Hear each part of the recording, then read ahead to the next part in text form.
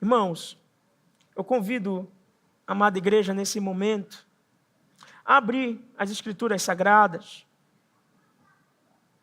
no livro de Atos, no capítulo de número 4. No domingo anterior, nós encerramos o capítulo de número 3. Porém, é importante que você entenda que o que leremos agora no capítulo 4 está intimamente ligado com a narrativa do capítulo 3. Na verdade, é uma continuidade do mesmo cenário ou da mesma cena que vimos no domingo passado. De forma panorâmica, eu peço que você olhe para o capítulo de número 3 de Atos e você entenda o que está acontecendo ali. Nós temos uma verdade norteadora no capítulo 3, norteadora porque ela nos dá a direção e define tudo o que veremos a seguir, inclusive no capítulo 4 até o 5, e isso vai se estender de uma certa forma até o final do livro de Atos agora. Vai se acentuar no capítulo 8, que é a perseguição que os cristãos passam por causa da causa de Cristo, do Evangelho. Uma perseguição que é inerente àqueles que vivem verdadeiramente para a glória do Senhor. Se você vive verdadeiramente para a glória do Senhor, então esse texto tem tudo a ver com a sua vida.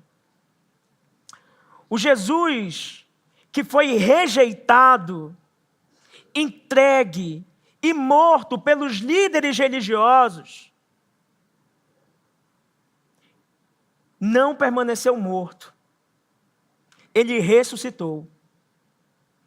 E essa mensagem, ela veio acompanhada de um sinal miraculoso.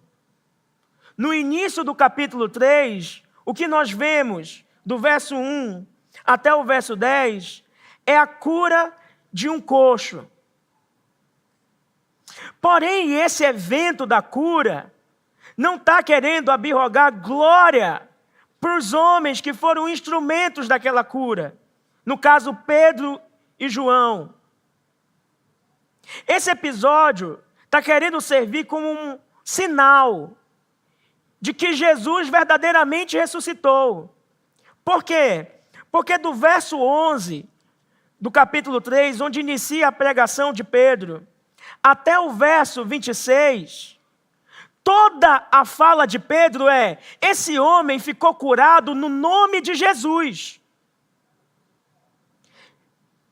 Porque o povo passa a admirar os apóstolos pelo evento da cura. E Pedro diz assim: por que vocês estão nos admirando? Nós somos só instrumentos. Este homem hoje anda porque o nome de Jesus fez com que ele se levantasse. Irmãos, esse homem é nos dito no relato que ele tinha cerca de 40 anos de idade e que era costume ele ficar na porta do templo. Você já parou para pensar na providência de Deus que existe nisso? Que existe aqui? Talvez você pense que Jesus, por poder resolver os seus problemas imediatamente, deveria resolver os seus problemas imediatamente. Quantas vezes o nosso Senhor Jesus não foi a esse templo? E quantas vezes esse homem não estava ali à frente daquele templo? E quantas pessoas Jesus curou durante o seu ministério? Mas não curou aquele homem, porque aquele homem estava reservado por providência, para que nesse momento, depois de Jesus crucificado, morto, ressuscitado e agora glorificado, por meio dos seus apóstolos, aquele homem fosse curado. Não que Jesus nunca o tenha visto, Porque o texto fala de um costume daquele homem estar ali na porta daquele templo. E Jesus vivia no templo. Essa é a mão da providência, que Deus resolve as coisas no tempo dele, não para o nosso bem em primeiro lugar, mas para a glória dele. Porque às vezes o nosso bem não traz glória para Deus, mas a glória de Deus sempre traz o bem para nós. É por isso que, antes de tudo, nós precisamos desejar a glória de Deus, porque a glória de Deus é que acarreta o maior bem para as nossas vidas, mesmo que o sofrimento que ocasiona essa glória seja momentâneo, porém passageiro. Então, Pedro faz questão de dizer: este homem foi curado no nome de Jesus. Mas calma aí, Jesus não está morto? Como é que ele pode afirmar que esse homem foi curado no nome de Jesus? É porque Jesus não está morto. É isso que Pedro está dizendo, que Jesus está vivo. Só que tem algumas implicações aqui. Dizer que Jesus está vivo, no contexto desses irmãos, não é tão simples quanto você imagina. Porque dizer que Jesus está vivo, em termos humanos, é dizer que o Estado ou que Roma falhou e não executou direito aquele homem, em termos humanos. Também é dizer que os líderes religiosos falharam, porque foram eles os responsáveis por colocar Jesus na cruz. Claro que é um plano predeterminado de Deus, como já vemos em Atos 2, verso 23 e 24, mas foi por mãos dos iníquos que Jesus foi pregado no madeiro. Há uma responsabilidade humana na crucificação de Jesus, ainda que há uma soberania de Deus, porque por meio da morte dele, nós somos salvos. Então entenda bem que se esse Jesus de fato ressuscitou, e aquele sinal era indubitável, o homem era coxo, 40 anos, e todos viam isso. E agora ele está andando. Logo, um milagre realmente aconteceu ali. Não é isso que está em questão. Não é se o sinal, o milagre foi verdadeiro ou não, porque o homem está andando. Mas é no nome de quem aquele homem passou a andar. Esse é o peso da narrativa. E é no nome de Jesus. Logo, Jesus não está morto. E se Jesus não está morto, isso apavora os ouvintes. Sabe por que apavora os ouvintes? Porque aquele Jesus que vocês mataram, o Nazareno, Deus o fez Senhor e Cristo. Agora ele está exaltado. E aquele Jesus fraco que vocês conheceram, agora pode esmagá-los com o poder da sua mão.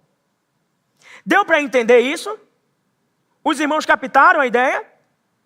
O Jesus que foi humilhado por aqueles homens, se ele de fato está vivo, e se ele de fato é Senhor e Cristo, agora ele tem o poder de esmagar os seus inimigos. Bom, e isso é verdade. E isso é verdade. Eu quero que você olhe para o capítulo 3 e olhe, por gentileza, para o verso 17. E agora, irmãos, eu sei que vocês fizeram isso por ignorância. O quê? Mataram Jesus. Como também as suas autoridades o fizeram. Fizeram o quê? Mataram Jesus. Mas Deus assim cumpriu o que tinha anunciado anteriormente pela boca de todos os profetas, que seu Cristo havia de padecer. Por meio da maldade dos homens, Deus cumpriu o decreto dele, que Cristo havia de padecer. E o verso 19 diz assim: portanto, arrependam-se e convertam-se, para que sejam cancelados os seus pecados, a fim de que na presença do Senhor venham tempos de refrigério, e que ele envie o Cristo, que já foi designado para vocês, a saber, Jesus. Jesus é o Cristo. Então pense, vocês crucificaram o Cristo, o Rei da Glória, e ele está vivo. Apavoro. Todo mundo com medo agora. Aquele que a gente matou pode nos esmagar. Mas a mensagem que Pedro dá é uma mensagem de graça e de misericórdia. Porque, como acabamos de ler no verso 19, Pedro anuncia o arrependimento. Se vocês se arrependerem, esse Jesus que vocês crucificaram, ele aceita vocês. Ele perdoa vocês. Ele reconcilia vocês com Deus. O Jesus que vocês colocaram na cruz, perdoa vocês dessa atrocidade que é matar o Filho de Deus. Que é matar o Filho de Deus. Então, irmãos, essa não é uma mensagem de graça, sim ou não? Sim ou não, irmãos? Mas olhe para o verso 23. Quem não der ouvidos a esse profeta, quem é esse profeta? Você pode dizer? Jesus, irmãos. O que acontece com quem não der ouvido a esse profeta? Será exterminado do meio do povo. Então, se esse Jesus está vivo, ele tem o poder de exterminar os seus inimigos. Faz sentido isso para você? Ele tem o poder de retirar do meio do povo aqueles que não se submeteram a ele. Por isso que é assustador a história da ressurreição. Mas deixa eu lhe dizer, a ressurreição não é só assustadora para aqueles que naquele tempo colocaram Jesus na cruz. A ressurreição é assustadora para mim e para você, porque nós também colocamos Jesus na cruz.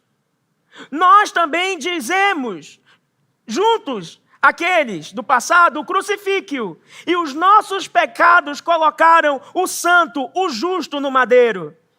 Então, se esse Jesus, que foi pregado na cruz, não está morto e está vivo, e de fato ele está vivo, nós todos deveríamos temer, porque ele é o Rei da Glória. Deus o fez Senhor e Cristo. Eu quero que você olhe para o sermão de Pedro, no capítulo de número 2, e veja o verso 36. Olhe para Atos capítulo 2, verso 36, por gentileza. Esse é o final do sermão de Pedro. Ele diz assim: portanto, toda a casa de Israel esteja absolutamente certa de que a este Jesus que vocês crucificaram, Deus o fez Senhor e Cristo. É importante dizer que Jesus não foi feito o Senhor e Cristo, mas é um reconhecimento daquilo que ele já é. Ou seja, Deus tornou público, ele é Senhor e Cristo. Deus tornou público aquilo que estava por ora oculto. Ele é Senhor e Cristo. Escute com atenção o que eu vou lhe dizer agora. Não brinque com Jesus. Escute com atenção o que eu vou lhe dizer agora. Não brinque com Jesus. Porque esse Jesus ressurreto tem tanto poder para salvar os arrependidos, mas pode lhe exterminar do meio do povo santo de Deus. Então não brinque com Jesus, porque ele está vivo, e ele voltará, e ele julgará aqueles que não se arrependeram.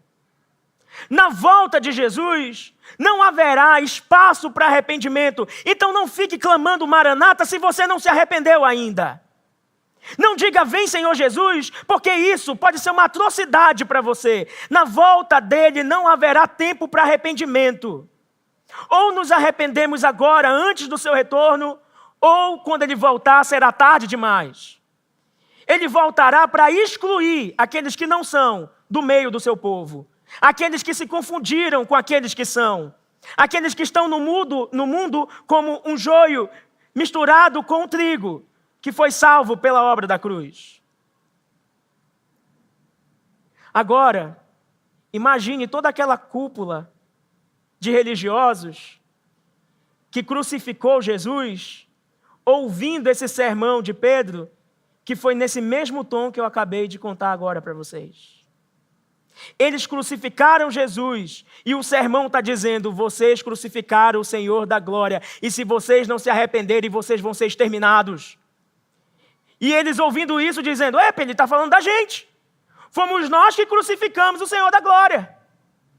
Então ele está dizendo que nós crucificamos o Cristo de Deus. Então ele está dizendo que nós vamos ser exterminados. Está ameaçando também o Estado de Roma, ou a estabilidade política, por meio dessa fala de que Deus o fez Senhor, Quírios.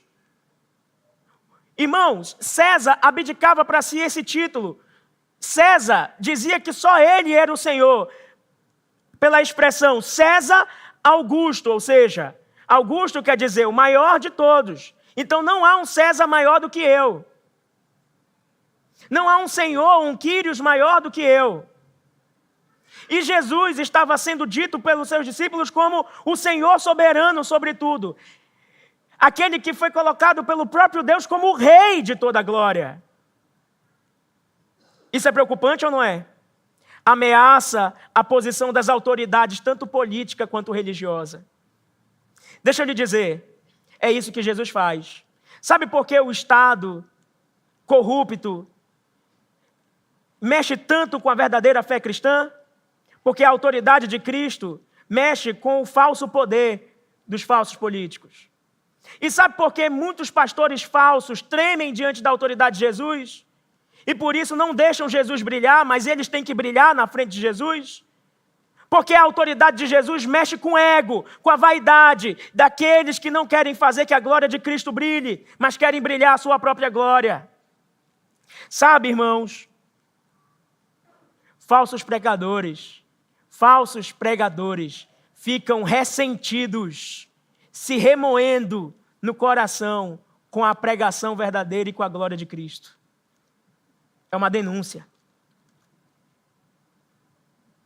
Porque não suportam o peso da glória, ficam ressentidos. Eles querem se destacar. E Cristo rouba a glória deles no bom sentido. Porque Cristo não divide a sua glória com ninguém. E Ele é o único digno de toda a glória. Então pense, toda a cúpula religiosa ouvindo aquele sermão. Deixa eu lhe dizer que horas começou esse sermão. Olhe lá para o capítulo 3, para o verso 1. Pedro e João estavam se dirigindo ao templo para a oração das 3 horas da tarde. Então eles foram 3 horas. Curaram o coxo. Agora, olhe para o nosso texto, capítulo 4, verso 3. Prenderam Pedro e João e os recolheram ao cárcere até o dia seguinte, pois já era tarde. Possivelmente, o sinédrio já tinha fechado. Então eles não tinham como julgar Pedro e João a partir desse momento. Já era por volta de 17 horas, ou até mesmo 19, em alguns comentários. Ou seja, esse sermão já estava durando quase 2 horas. Um sermão de pelo menos, no mínimo, 2 horas, com um tema claro e único, a ressurreição de Jesus. Jesus está vivo, não está morto, era esse o tema central do sermão. E vocês deveriam temer, porque vocês mataram ele. Logo, se ele está vivo, ele pode voltar tanto para lhe perdoar, como ele pode voltar para lhe julgar e lhe exterminar do meio do povo. Os religiosos ouvem isso, não deixam nem o sermão terminar. Pedro não conclui o sermão, irmãos. Porque os religiosos ouvem isso e interrompem. E agora eu queria convidar vocês a olharem para o capítulo 4 e ler comigo o verso 1 até o verso 4 do nosso texto de hoje. Atos 4, verso 1 a 4. Por favor, abra as suas escrituras, leia a palavra de Deus. Isso vai ser importante para a compreensão. Todos quanto acharam, por favor, sinalize com um amém.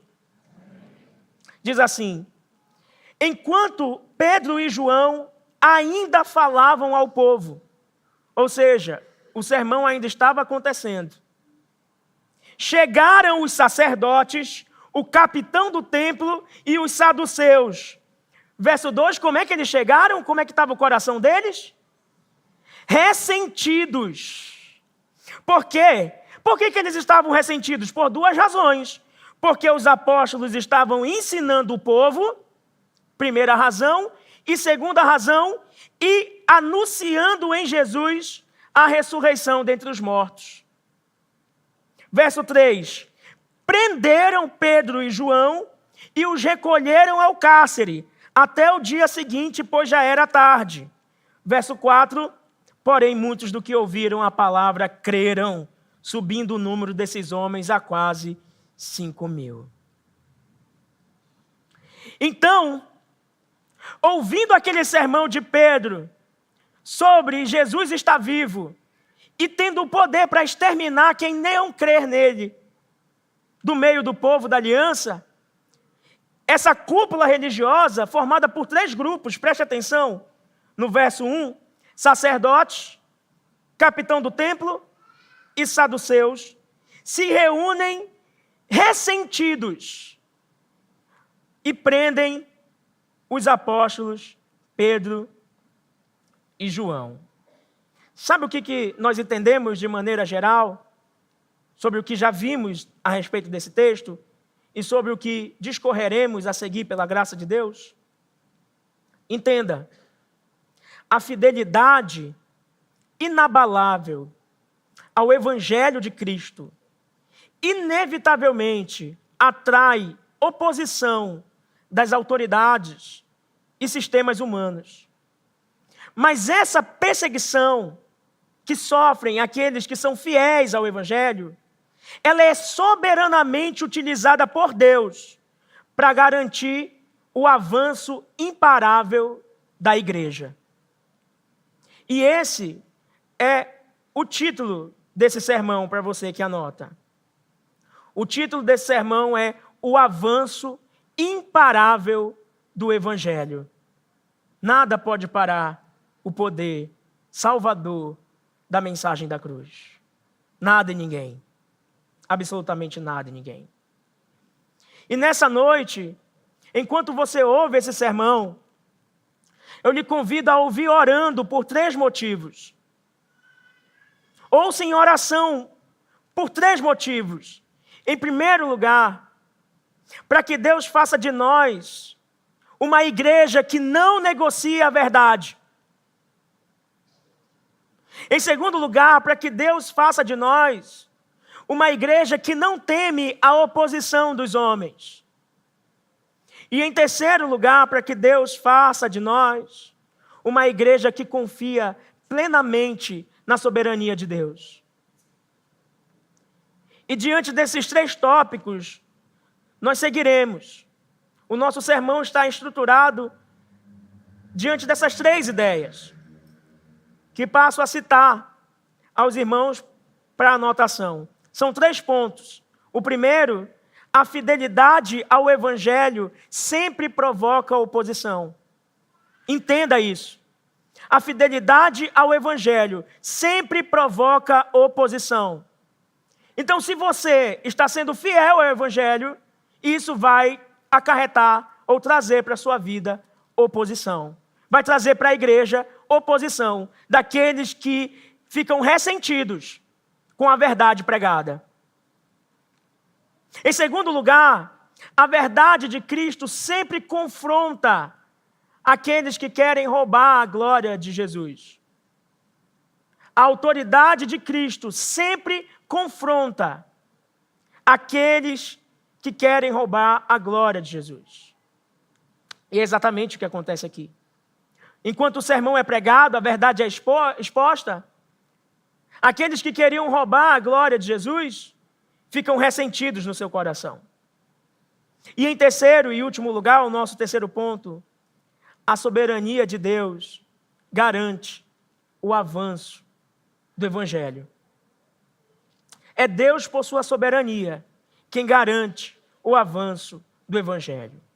Se você compreendeu, nós vamos passar agora a meditar em cada um desses pontos que se encontram no nosso texto base.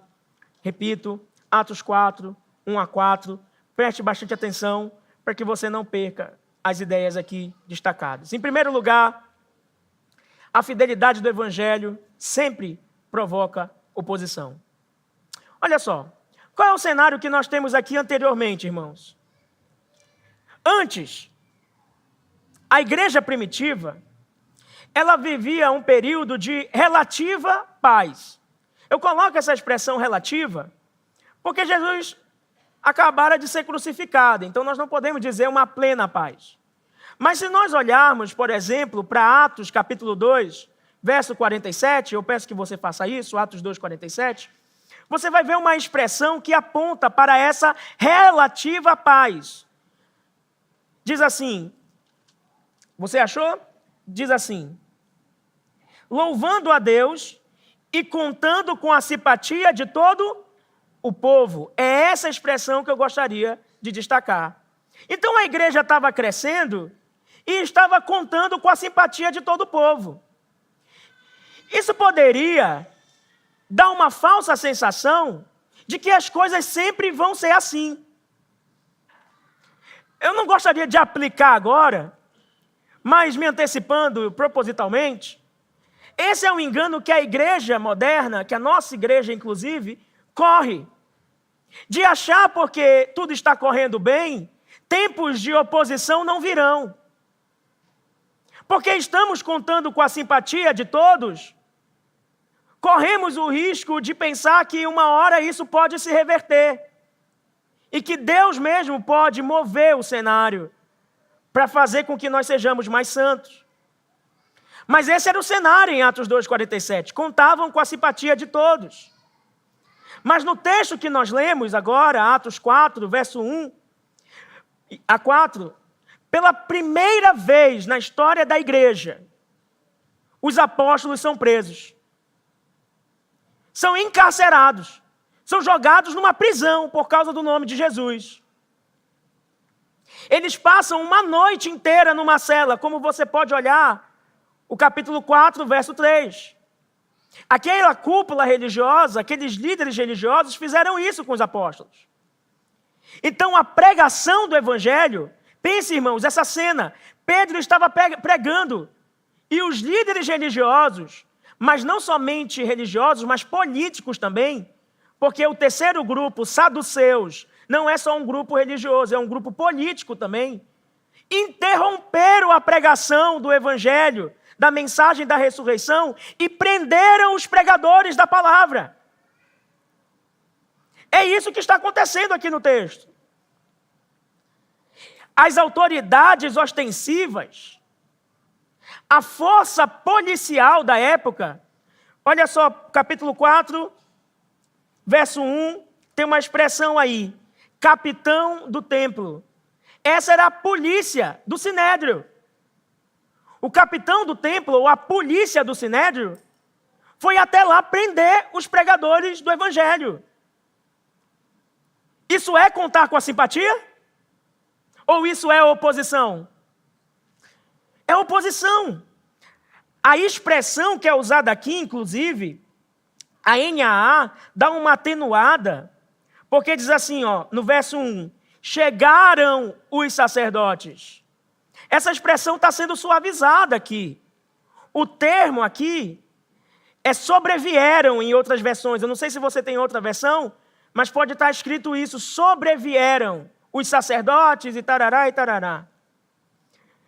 E esse termo, que é episteme, ele sugere uma chegada que é repentina e agressiva.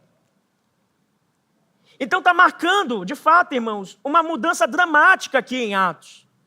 Eles estão saindo de um crescimento pacífico para um conflito institucional. Agora, os cristãos não contam com nada com a simpatia dos judeus, da cúpula religiosa que crucificou Jesus. Então, é preciso apontar que o uso desse verbo grego aqui, episteme, que na NAA está traduzido por chegaram, mas em outras versões está traduzida por sobrevieram, que fica mais fiel, porque vieram sobre, interrompendo, com força, repentina e agressiva. Isso já nos dá uma aplicação implícita. Sabe qual é a aplicação implícita que encontramos aqui? E eu peço que você anote isso para a sua vida e no seu coração. A gente pode estar vivendo tempos de bonança e paz, mas a gente nunca sabe quando vai sobrevir sobre nós tempos de perseguição. Você pode ter certeza que Pedro e João não estavam esperando. Foi de forma repentina. Mas nós que estamos depois deles, podemos esperar. olhando para a história da igreja, é assim que acontece. Há um tempo em que Deus nos dá esse tipo de graça maravilhosa, onde nós crescemos sem qualquer tipo de resistência. Mas depois Ele nos dá um outro tipo de graça maravilhosa, onde nós devemos crescer em meio à oposição. Então, se você é um cristão que leva a fé cristã a sério, saiba que tempos de perseguições podem sobrevir sobre você, tanto individualmente, dentro da sua realidade, mas principalmente, nós podemos dizer, à luz do cânon das Escrituras, de toda a revelação bíblica, que perseguições virão sobre a igreja. E será que nós estamos preparados? Será que nós estamos prontos? Ou será que nós estamos reclinados em um falso conforto e muito preocupados com os nossos próprios problemas, preocupados com os nossos próprios dilemas financeiros ou emocionais? Então, irmãos, parece que aquela prontidão espiritual, aquela vigilância, que tanto nós vemos as Escrituras requerer dos crentes, ela é necessária mesmo. Estejam atentos, irmãos, porque tempos maus podem sobrevir sobre nós. Estejamos vigilantes, porque nós não somos donos dos tempos e nós podemos ser pegos de surpresa. O cristão deve estar tão firmado na verdade que uma transição de um crescimento pacífico para um conflito institucional, por exemplo, não venha a nos desestabilizar. Eu não sei se chega a esse nível, mas, por exemplo, temos visto correr aí a lei da misoginia. Você ouviu falar sobre isso? Se nós dissermos, por exemplo, como a Bíblia afirma, que a mulher deve ser submissa ao marido, nós estamos, inclusive, correndo o risco de sermos presos, enquadrados nessa lei. Você entende a implicação disso? Então, irmãos, eu quero que você entenda que tempos de paz ou tempos de conflitos não devem abalar a nossa fé. Mas nós devemos estar preparados para gozar dos tempos de paz, mas também para lutar nos tempos de guerra. E será que você está preparado? A sua fé resiste a isso? A mensagem de Jesus, portanto, no contexto, deixa de ser uma curiosidade local e passa a se tornar uma ameaça direta ao sistema de poder estabelecido. Os líderes religiosos se sentem ameaçados. Então é nesse ponto que a igreja que está nascendo aprende algo que hoje nós deveríamos reconhecer, é que a fidelidade ao Evangelho tanto atrai ouvintes, porque a mensagem salva, tanto atrai pessoas convertidas, porque a mensagem produz salvação, mas também a mensagem do Evangelho fielmente pregada atrai opositores. Tanto converte os eleitos, quanto também atrai os que odeiam a palavra de Cristo. Então, se você pregar fielmente a palavra, pessoas vão ser salvas, mas também opositores do Evangelho se levantarão. Você entende isso? A fidelidade que temos ao Cristo ressurreto, ao Cristo que ressuscitou, inevitavelmente atrai oposição. Mas o descanso é que Deus usa essa oposição para expandir soberanamente a sua igreja. A igreja nunca cresceu tanto, basta você olhar para a história, como em tempos de perseguição. Então, irmãos, este evento aqui que nós estamos vendo, cumpre aquilo que Jesus disse em Lucas capítulo 12. Eu convido você agora para esse texto, Lucas capítulo 12. Leremos do verso 8 ao verso 12. Lucas 12, verso 8 a 12. Diz assim, isso são palavras do próprio Jesus.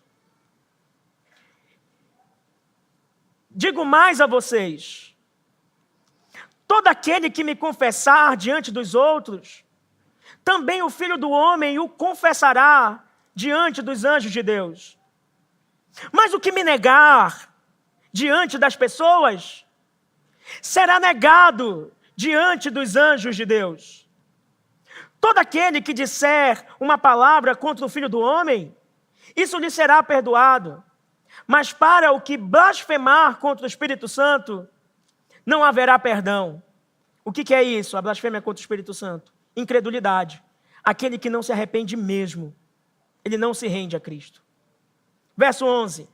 Quando levarem vocês às sinagogas, ou à presença de governadores e autoridades, não se preocupem quanto à maneira como irão responder, nem quanto às coisas que tiverem de falar, porque o Espírito Santo lhes ensinará naquela mesma hora as coisas que vocês devem dizer. Eu quero chamar sua atenção para o verso 11. Quando levarem vocês às sinagogas, não é uma questão se vão levar, mas é uma questão de quando. E isso estava acontecendo agora com Pedro e com João. Foram levados para serem julgados, mas Jesus já tinha preparado eles para essa realidade. Os opositores, quem eram? Eram os sacerdotes, o capitão do templo, que é o chefe da guarda levita, a polícia do Sinédrio, e os saduceus. Olhe para o verso 1, narrando cada um desses grupos. Quem são os sacerdotes? Eles são aqueles responsáveis pelos ritos, pelo culto. Quem é o capitão do templo? Ele é a autoridade de segurança.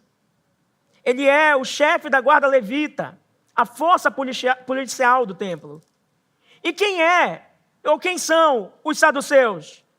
É importante que você entenda que, de alguma forma, Lucas, ao escrever Atos, está deixando essa progressão de propósito. Ele quer deixar os saduceus por último, porque os saduceus é o grupo que deve chamar a nossa atenção dentro do contexto aqui narrado por Atos. Você já vai entender o porquê. Quem eram os saduceus? Os saduceus eram tanto a elite religiosa quanto política. Eles dominavam a liderança sacerdotal e o sinédrio. Eles eram aquilo que nós chamamos de elite aristocrática e política. Eles colaboravam com Roma. Eles faziam favores para Roma, a fim de ter em troca alguns benefícios e privilégios no templo. Ou seja, eram a ala dos líderes religiosos que se vendiam por facilidade. Como em breve, na apostasia da igreja, não da verdadeira igreja, mas da falsa igreja, essa apostasia que virá mediante a terrível perseguição que todos nós deveremos nos preparar, na época, nesse período que virá em breve, irmãos, da apostasia da igreja, você vai ver vários falsos mestres se associando ao Estado para obter facilidades, porque pregar contra aquilo que o status quo está colocando vai ser motivo de perseguição para nós. Isso é uma questão de tempo apenas. De quando, como disse Jesus. Quando? Então esses são os saduceus. E por causa da natureza do Evangelho, porque o Evangelho é intrinsecamente subversivo aos sistemas humanos, porque os sistemas humanos sempre querem excluir a soberania de Deus, por essa natureza do Evangelho que confronta, que se opõe a qualquer pessoa ou qualquer sistema que quer roubar a glória de Cristo, o senhorio de Cristo, aqueles homens não gostaram de nada daquela mensagem que estava sendo pregada. Eles se revoltaram contra o Evangelho da ressurreição. Então a prisão de Pedro e de João demonstra que o Evangelho, de alguma forma, sempre confronta aqueles que querem usurpar o lugar do Cristo soberano. É isso que o Evangelho faz. Ele mexe com os poderes, tanto político quanto religioso. Se tivéssemos tempo para fazer uma associação com o livro de Apocalipse, isso ficaria claro para você quando você visse as bestas que emergem da terra e do mar. E se você tiver um tempo, faça uma pesquisa sincera e honesta sobre isso. Você vai entender que não é teoria da conspiração, mas é, de fato, revelação de Deus. Tá bom? Procure o livro do professor e do pastor Leandro Lima sobre o Apocalipse. Fica aqui uma indicação. Leiam o livro dele. Pastor Leandro Lima é um pastor presbiteriano, amilenista, tal como mostramos na série sobre escatologia, e os escritos dele são muito confiáveis a esse respeito. Então, irmãos, como que nós podemos aplicar esse primeiro ponto disso tudo que nós vimos? É que nós, como cristãos, nós não devemos esperar afagos do mundo ao ser fiel. Não devemos esperar que a nossa fidelidade a Cristo nos traga aplausos do mundo. A fidelidade ao Evangelho provoca não aplausos, mas provoca oposição. E é importante que você, como cristão, entenda isso. A perseguição, ela é um elemento inevitável para quem vive piedosamente em Cristo. Eu quero que você olhe agora para o texto de 2 Timóteo, capítulo 3. Por gentileza. 2 Timóteo, capítulo 3. E eu quero que você observe, principalmente, o verso 10 até o verso 13. 2 Timóteo 3, verso 10 a 13. Diz assim: Mas você quem? Paulo falando a Timóteo. Mas você, Timóteo, tem seguido de perto o meu ensino, a minha conduta, o meu propósito, a minha fé, a minha paciência, o meu amor, a minha perseverança. Em tudo isso, Timóteo estava imitando Paulo. Mas olha também no que ele estava imitando Paulo. 11. As minhas perseguições, os meus sofrimentos, os quais tive de enfrentar em Antioquia, Icônio e Listra. Quantas perseguições sofri, porém o Senhor me livrou de todas elas. A fidelidade na pregação do Evangelho, irmãos, traz perseguição, traz oposição. Agora olhe para o verso 12. Porque é uma maneira do apóstolo Paulo dizer que isso não é uma exclusividade dele. Porque ele está dizendo, eu sofri isso. E no verso 12 ele diz assim, na verdade, todos os que querem viver piedosamente em Cristo Jesus, serão perseguidos. Você quer viver piedosamente em Cristo Jesus? A perseguição faz parte da vida daqueles que não se negam a pregar o Evangelho. Eu preciso lhe dar duas informações importantes aqui, preste atenção nisso. Tem gente que tem síndrome de perseguição. É que eu estou sofrendo pelo Evangelho. E às vezes você vai observar, a pessoa só é chata mesmo. Irmãos, existem pecados estruturais e existe, de fato, o sofrimento pela causa do Evangelho. Você precisa distinguir isso, tá? Por exemplo, deixa eu lhe dar um exemplo. Você já viu ímpio invejando ímpio? Você já viu isso? Sim ou não, irmãos? Sim, porque é o pecado estrutural, flui da queda. Aí o ímpio que está invejando, o ímpio invejado pelo outro ímpio diz o quê? Estou sendo perseguido, não é verdade? Assim pode acontecer conosco também, sendo cristãos, tá? Alguém pode ter inveja de nós, da nossa posição, querer puxar o nosso tapete, querer fazer o nosso mal. E não ser por causa do Evangelho. Tá bom? Nesses casos, resolva a situação. Confronte, busque os meios adequados, pregue o Evangelho para essa pessoa, faça o que for necessário. Agora existem perseguições por causa do Evangelho. E é essa que Pedro e João estão sofrendo. Eles são presos por causa do Evangelho. Deu para compreender a diferença? Sim? Ok. Então, a fidelidade ao Evangelho vai sempre nos custar algo concreto, irmãos. Por exemplo, deixa eu dizer isso para vocês, isso aqui é em termos de aplicação. Se você é fiel à mensagem do Cristo ressurreto, se você é fiel ao Evangelho, isso pode custar a sua reputação. Você sabia disso? Por quê? Porque quando você não rir, por exemplo, de piadas pecaminosas da rodinha dos seus colegas, isso vai custar sua reputação. Isso pode também te custar oportunidades, não pode? Porque quando você se recusar a agir de forma desonesta em alguma situação, isso pode te custar oportunidades, entre aspas, de uma facilidade para ganhar mais dinheiro ou coisa do tipo. Ser fiel ao Evangelho, inclusive, pode te custar relacionamentos.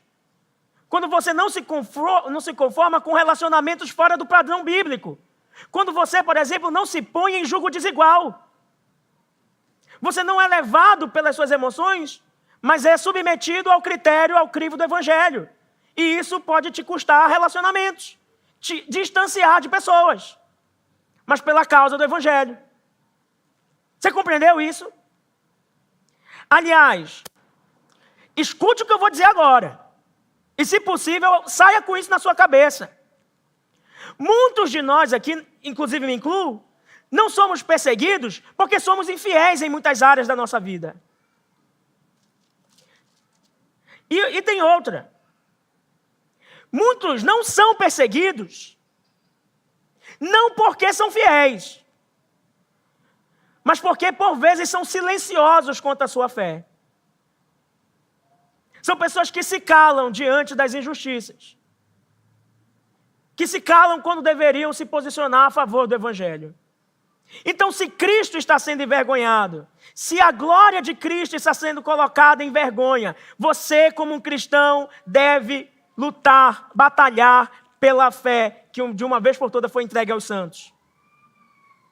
Você deve proteger, defender a glória do Evangelho. Se a acusação é contra você, passe reto, vire a outra face, faça alguma coisa, mas se é contra o Evangelho, defenda. Se posicione, defenda a glória de Cristo.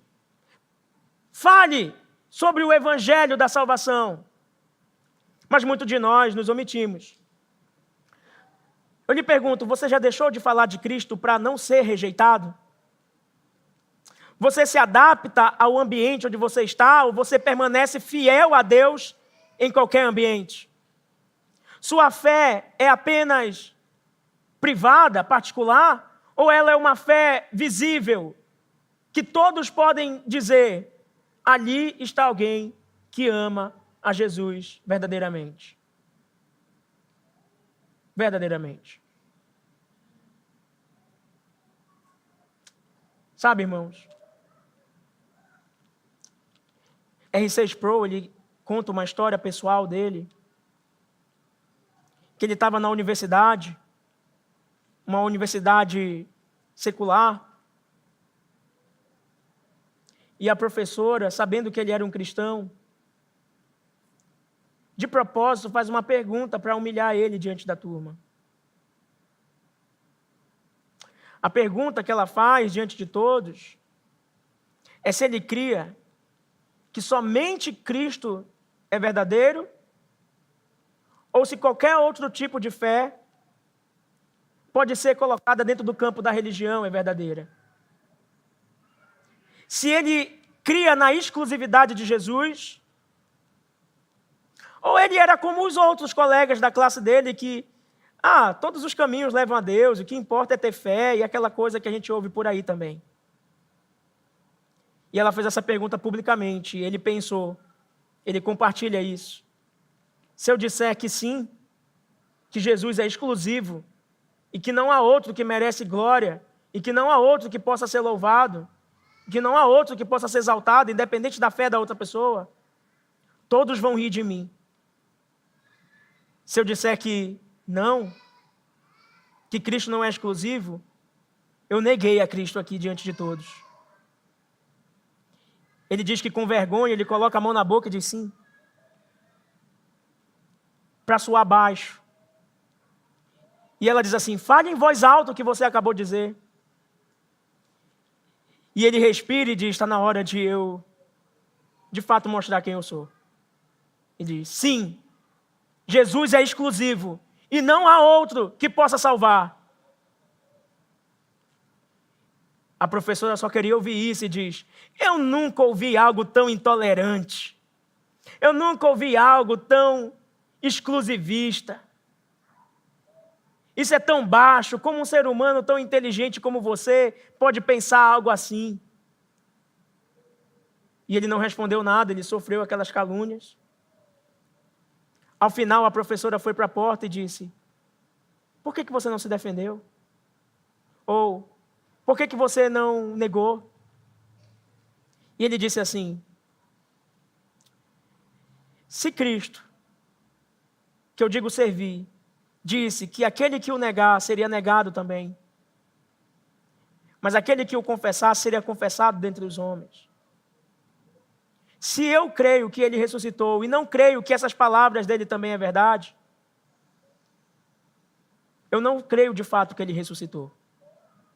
O que ele quis dizer? Nós somos muito seletivistas. A gente fica escolhendo o texto da Escritura para viver e para não viver. Mas se você nega que qualquer parte da palavra de Cristo é mentira, você nega tudo sobre Cristo, porque Cristo é a verdade.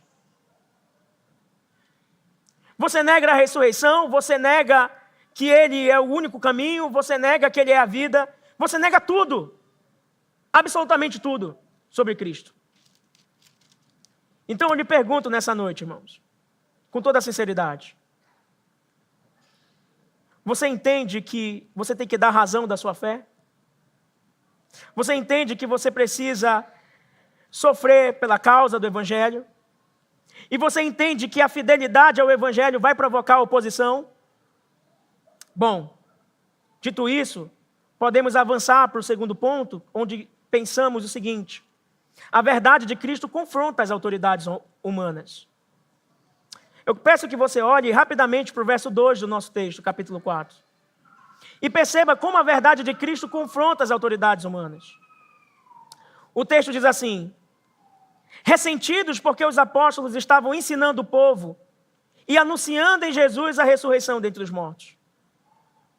Quando nós pregarmos sobre Jesus, quando falarmos sobre a ressurreição, isso inevitavelmente vai confrontar as autoridades humanas. Até então, os saduceus, eles detinham o monopólio do ensino no templo. E eles, inclusive, é importante que você entenda isso, os saduceus não criam na ressurreição. Eles eram um grupo religioso que não cria na ressurreição, não cria em anjos, não criam em vida pós-morte. Então, tudo o que Pedro e João estão pregando é contra o que eles pregavam como autoridade no templo. Logo, ao pregar sobre ressurreição, Pedro está confrontando diretamente os ensinos desses líderes religiosos nas sinagogas ou no sinédrio. Então está mexendo com a autoridade deles. E Lucas, ele foca nesse ressentimento das autoridades. Sabe o que é essa palavra, ressentimento? Ela ilustra ou descreve uma perturbação profunda na alma, uma mistura de ira e de indignação. Eles estavam assim, irados com o ensino da verdade. Eles estavam indignados com o ensino da verdade.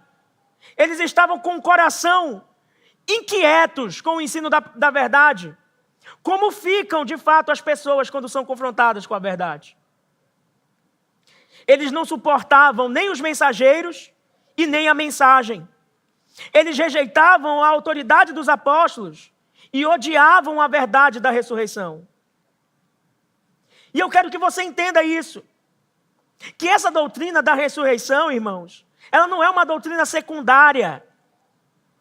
Quando nós dizemos que Cristo ressuscitou, nós dizemos que Cristo é o Senhor absoluto, que Ele foi aprovado por Deus e que Ele está assentado no trono de glória e de majestade. Então, quando você diz que Cristo ressuscitou, você está dizendo que Ele tem o senhorio sobre todas as coisas. Logo, você está confrontando todas as autoridades humanas. E foi aí que esses saduceus se sentiram confrontados. Primeiro, porque Pedro estava pregando sobre ressurreição e eles não criam nisso. Então estava desfazendo os ensinos deles no sinédrio. Segundo, porque eles estavam dizendo que Jesus foi exaltado por Deus por meio da ressurreição. Logo, Jesus é a maior autoridade, inclusive acima de César, com quem os saduceus tinham uma amizadezinha para ter benefícios, como religiosos que se venderam ao espírito do tempo. Cuidado esse que nós devemos ter, com toda certeza. Não nos vendermos ao espírito do tempo. Então, irmãos, se Cristo é o Senhor ressurreto, então toda a glória pertence a Ele. Ninguém pode ocupar o lugar que pertence somente a Cristo. Portanto, toda a tentativa do homem de centralizar a si mesmo, A glória que só é devida a Cristo não é apenas um erro, mas é uma rebelião contra o Senhor ressurreto. E eu lhe pergunto nessa noite, você já se submeteu ao Cristo ressurreto? Ao Cristo que vive? Jesus é o Senhor sobre toda a sua vida? A questão não é reconhecer que existem autoridades humanas, porque elas existem, mas é nos submetermos a Cristo acima das autoridades humanas. Por exemplo, existem outras autoridades sobre nós. A cultura pode ser uma autoridade. Quando a cultura diz o que é certo e errado, e você se curva à cultura do nosso tempo, você está dando a ela o lugar que pertence a Cristo. Quando a opinião de pessoas pesa mais para você do que a própria palavra de Deus, você está trocando a soberania de Cristo pela aprovação humana. Quando, dentro da sua própria casa, você evita confrontar pecado para manter paz, ou quando dentro da igreja, você evita confrontar pecado para manter, entre aspas, paz, você está colocando relacionamentos acima da autoridade de Cristo. Pessoas estão tomando o lugar de Cristo e estão lhe fazendo temer a homens e não a Deus, e isso é perigoso.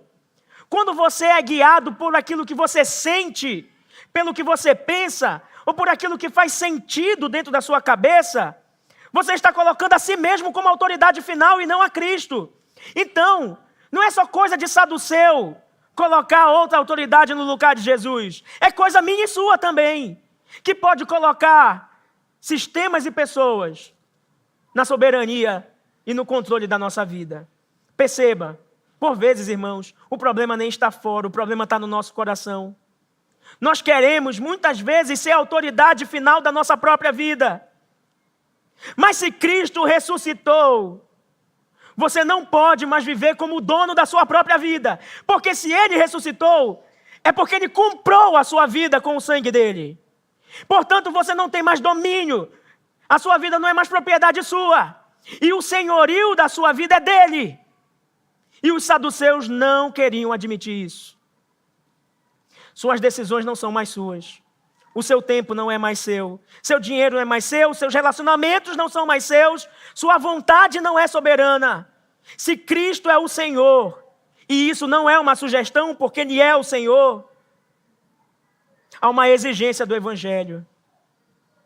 E eu lhe pergunto com toda sinceridade, onde na sua vida Cristo ainda não governa?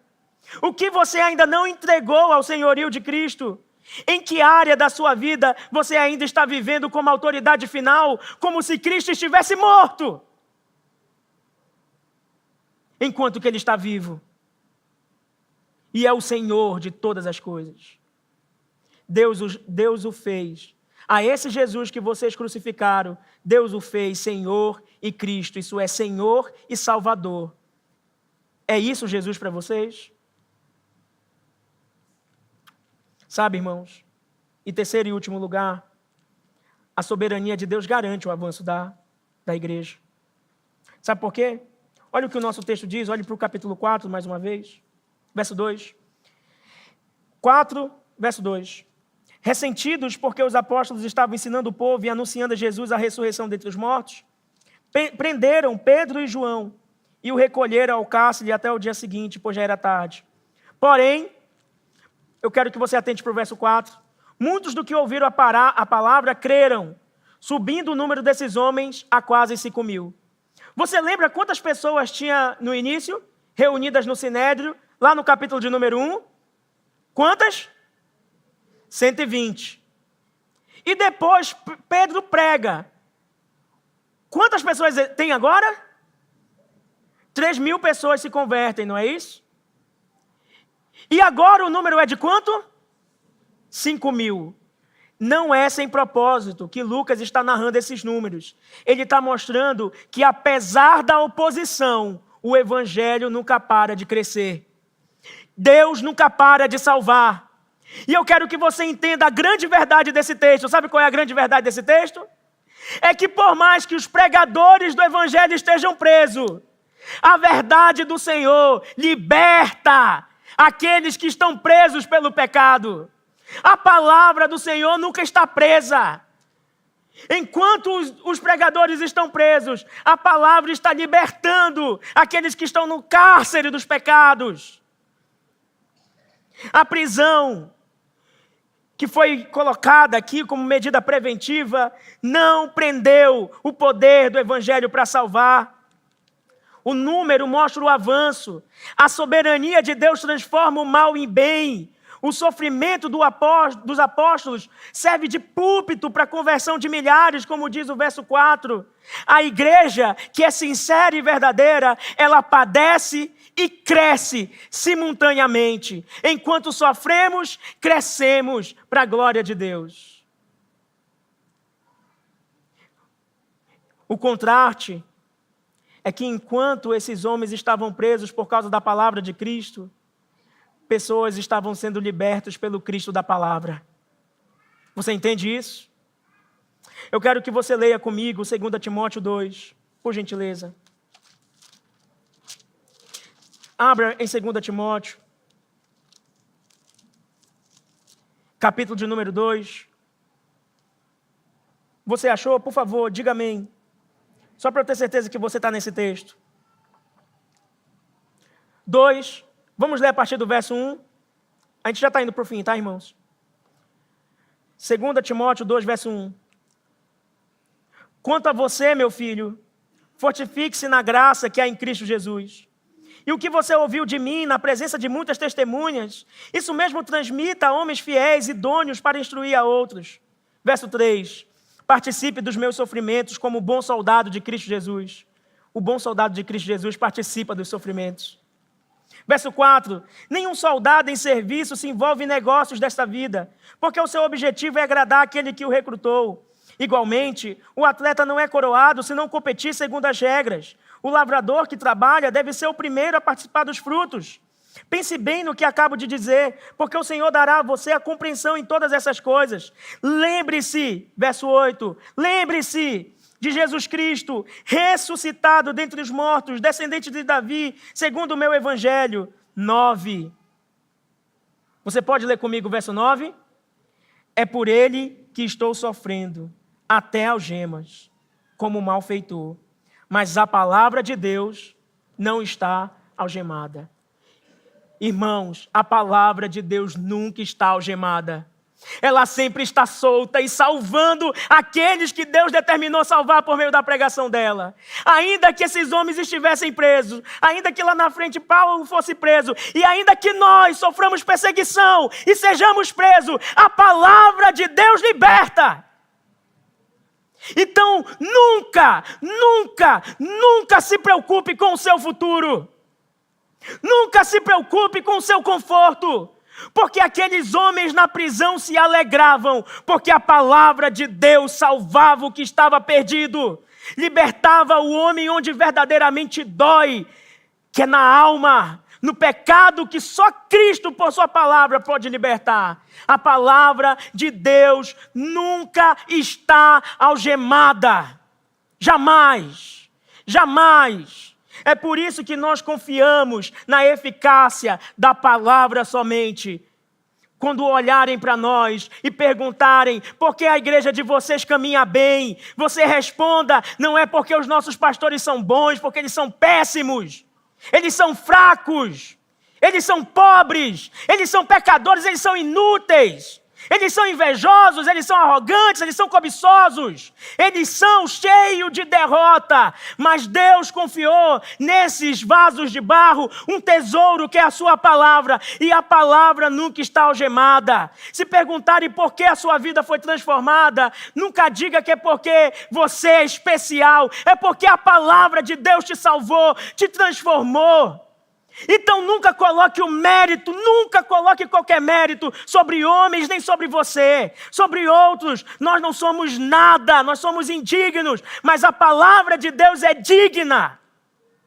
E ela transforma o pecador. E se você quer ter a sua vida verdadeiramente transformada, busque o Senhor, o teu Deus, na palavra. Ame a palavra que liberta. Eu tenho 4 aplicações. Me dê um pouco da sua paciência. A primeira aplicação é que os ventos mudam E por mais que nós estejamos gozando de paz, tempos de perseguição e oposição podem vir. Então, que estejamos preparados. E como um bom soldado da palavra se prepara, se não pela palavra?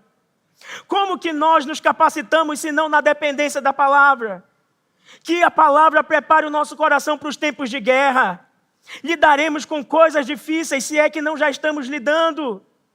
Os tempos são maus, mas não devemos nos assustar quanto à perseguição. Não devemos nos assustar, mas estar preparados, isso sim. Isso sim. Preparados para dar a razão da nossa fé. Em segundo lugar, nós não temos permissão nenhuma para adulterar a mensagem. Eu não posso pregar uma mensagem mais palatável a fim de encher de pessoas aqui esse lugar. E você não pode suavizar o evangelho a fim de ganhar o seu amigo. Ele nunca vai ser ganho. Você precisa pregar a palavra que fere, que arde, que dói. Inclusive para o seu filho, não é papai do céu, é o Senhor nosso Deus, soberano, rei de toda a terra, que pode lhe esmagar, meu filho, se você não se arrepender. Então que preguemos o evangelho todo, com fidelidade, com integridade. Nós não podemos adulterar. Quantos falsos mestres estão adulterando a palavra para encher os seus templos de pessoas para a adoração deles mesmos? Olha, é bem possível que Pedro e João pudessem ter evitado pregar o Jesus ressurreto e não serem presos. Mas eles não quiseram isso. Venham, ouçam o sermão do domingo que vem, porque você vai entender o desfecho disso que só começou agora. Você vai ver pelo que os nossos irmãos oraram. Eles oraram: Senhor, nos dê ousadia. E você deve fazer a mesma oração nessa noite: Senhor, me dê ousadia, para que eu não tema os homens, mas pregue, ainda que eu perca meu emprego, ainda que eu perca meu amigo, ainda que eu perca o meu casamento, que eu pregue para a tua glória, porque só o Senhor pode verdadeiramente salvar. Em terceiro lugar, não podemos afirmar que Cristo reina sobre tudo, que Ele é ressurreto, e ao mesmo tempo viver como se Ele não governasse nada em nós. A gente diz que Jesus é o nosso Senhor, mas quando a gente olha para a nossa própria vida, parece que nada é dele. E eu lhe pergunto: suas decisões, seus desejos, seus relacionamentos, suas prioridades estão debaixo do governo do Senhor ressurreto, porque deveriam estar? Ou você está tentando ser a autoridade final sobre si mesmo? Pense, toda essa briga, essa discussão, irmãos, é uma guerra pela autoridade. Tudo, desde o capítulo 3. Desde a pregação de Pedro no capítulo 2. Desde a exaltação de Cristo no capítulo 1. Qual é o pressuposto de Lucas? Capítulo 1. Jesus é o rei soberano, ele é a autoridade final. Capítulo 2. Ei, vocês que querem tomar o lugar de Cristo, Cristo é maior do que vocês. Capítulo 3. Jesus continua sendo maior. Inclusive, se vocês não se arrependerem, ele pode exterminar vocês. Olha a palavra, exterminar vocês do meio do povo. E no capítulo 4 claro que vale a pena sofrer por essa mensagem. É claro que vale a pena. Se eu digo que o meu Senhor está ressurreto, por que eu vou ter medo de morrer? Eu estaria negando a própria mensagem que eu creio, que eu, após a morte, ainda viverei. Então não importa se morramos, quer vivamos, que o Senhor seja exaltado. E em quarto lugar, a palavra de Deus não está presa. Em quarto e último lugar, enquanto os apóstolos estão no cárcere, a palavra continua avançando, salvando. É por isso que nós lemos, eu só vou citar 2 Coríntios, verso 15 e 16, texto esse que você pode meditar depois. O que diz 2 Coríntios, capítulo 2, verso 15 e 16? O texto que nós lemos como texto paralelo é que a palavra de Deus, para uns, é cheiro de morte, mas para outros, é o bom perfume de Cristo. Para aqueles líderes religiosos, cheiro de morte. Mas para aqueles 2.000 que foram acrescentados, tornando o número de 5.000, cheiro de vida. E hoje a palavra para você pregada aqui nessa noite foi cheiro de morte ou cheiro de vida? A fidelidade ao evangelho provoca oposição. A verdade de Cristo confronta autoridades humanas. A soberania de Deus garante o avanço da igreja. Então que Deus nos conceda, irmãos, uma vida e uma igreja que não negocia a verdade, que não teme a oposição e que confia plenamente na soberania de Deus. Se sua fé não gera nenhum tipo de tensão com o mundo, talvez não seja o mundo que esteja em paz com você, mas talvez seja você que esteja de paz com o mundo. Então arrependa-se e seja fiel ao Senhor Jesus. Não tema as consequências dessa fidelidade. Podem prender o pregador, mas não podem prender a palavra. Enquanto os servos são e serão algemados, pecadores serão libertos. E se for necessário, e eu digo isso com toda a convicção, se for necessário perder a liberdade física para que outros encontrem a liberdade espiritual em Cristo, então sofrer por causa da palavra não é perda, é felicidade. Portanto, lembre-se, Cristo não está mais em julgamento. Ele foi pregado numa cruz, mas Deus o considerou o justo. Quem está em julgamento é todo aquele que ouve a palavra de Cristo e que ele ressuscitou e continua vivendo como se ele não fosse o Senhor ressurreto, soberano sobre sua vida. Então, que Deus nos livre de não reconhecer o lugar de Cristo e de dar o testemunho da glória dele em todo o tempo.